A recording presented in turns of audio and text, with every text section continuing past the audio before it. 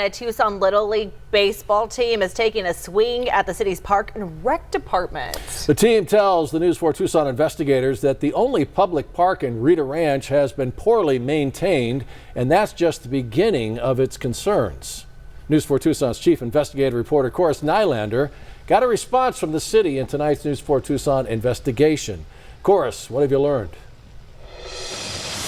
Yeah, well, Sean, the Rincon Little League has more than 400 families part of it most seasons, and this is its home, Purple Heart Park out here in Rita Ranch. The team's president tells me that they're having issues with maintenance and the use of fields out here, something he thinks needs to be addressed as this community continues to grow quickly. The Rincon Little League has almost all of its games and practices here at Purple Heart Park. There you go. Keep down. Offering hundreds of local families a community-focused youth sport. See the weeds that are just growing now. TJ Linkus is the president of the Rincon Little League. He walked the N4 Tucson investigators across multiple ball fields at the park, concerned about what he calls poor maintenance. You can see that it's essentially ramped up at this point. The infield needs a lot of dirt. The ball bounces up and hits them in the face or mouth. Often, he says, there are holes posing a safety risk for kids running around. We come out here before games and fill holes that are in the outfield and in the infield as well.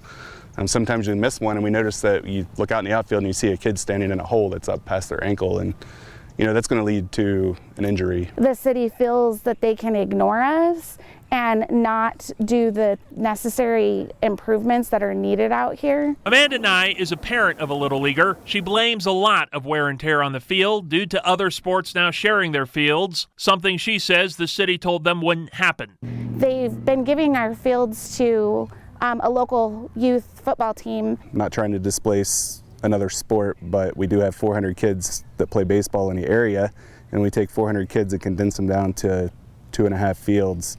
It makes it really hard to have an actual season. We get way more requests for field times than we have fields to give out. So we have to look at a methodology that helps us allocate fields based upon the needs. Greg Jackson, deputy director of Tucson Parks and Rec, says the city is already working to build another park a few miles away, which will hopefully alleviate some of the demand on those fields. But we can't build fields fast enough. He admits challenges maintaining the parks. We hit all the parks up about every 2 weeks for routine maintenance.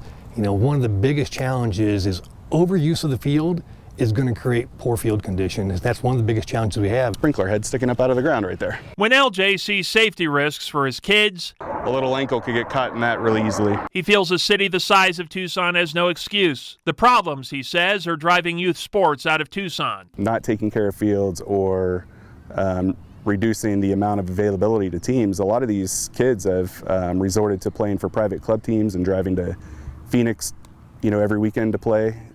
When we have the weather and the facilities, should have the facilities right here in Tucson to do so. And that new park that Greg Jackson mentioned is going to be called Robert Price Park. Only issue is, though, that construction begins next year, and that park is not expected to open until the end of 2027 or even possibly early 2028, he tells me. So any real relief at this point seems years away. We'll keep you updated. Reporting live from Rita Ranch, Corus Nylander, N4 Tucson.